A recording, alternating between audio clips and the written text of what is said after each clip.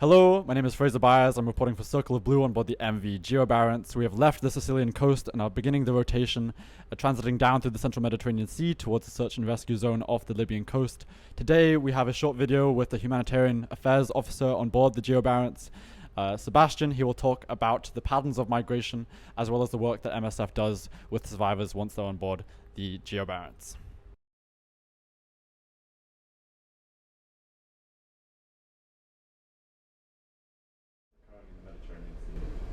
Yeah, so I think the most important thing is to first say that this crisis in the Mediterranean Sea, this humanitarian crisis, is a preventable crisis, right? So there are several factors, several actors feeding into this crisis. I think the first thing that could prevent this crisis to have safe and legal pathways for people seeking safety in Europe.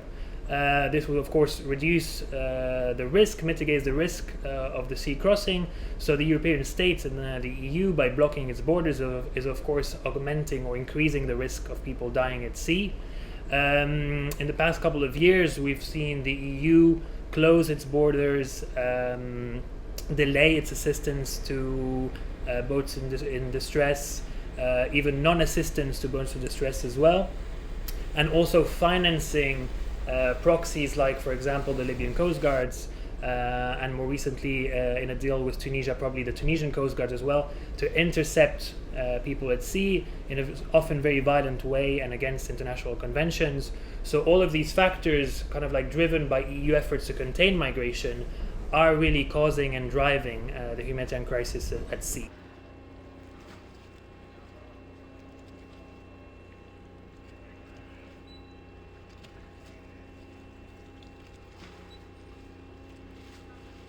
So it's difficult to say, to estimate the number of people who are now fleeing their country for climate-related reasons.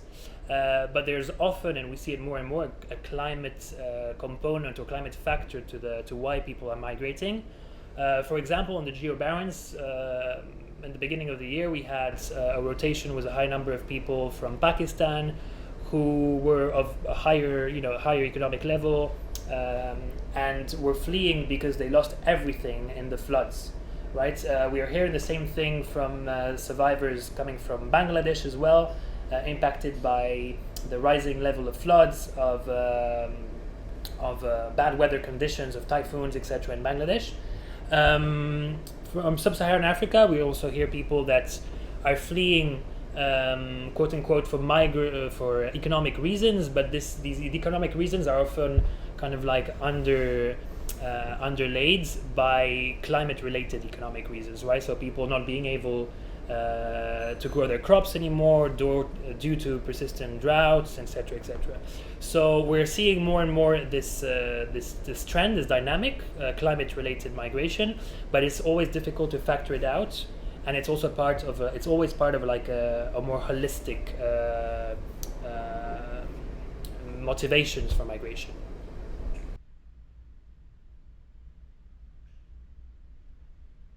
Right. So on the central Mediterranean route, which is our area of operation, there's two main countries of embarkation. The main one is Libya. It has been historically the main country of departure, and now Tunisia, with a sevenfold increase in number of departures this year. There's 2 times more people crossing from Tunisia than from Libya. What we're hearing from survivors on board, they did not come to Tunisia with the explicit aim or objective to cross the Mediterranean Sea. Often it was a population that was settled in Tunisia, worked, living in the country, often sometimes legally as well.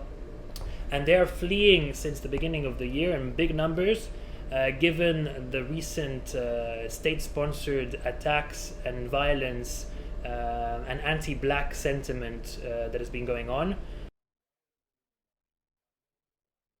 Well, first of all, because of the situation in Libya and in Tunisia, right? In Libya, there's a widespread account of people surviving torture, forced labor, sexual gender-based violence, sexual trafficking, etc., right? So people want to get out of the country, but often what happens is that they're trapped in Libya, for example. There's no way out, right? And the only escape route to safety is through the Mediterranean Sea.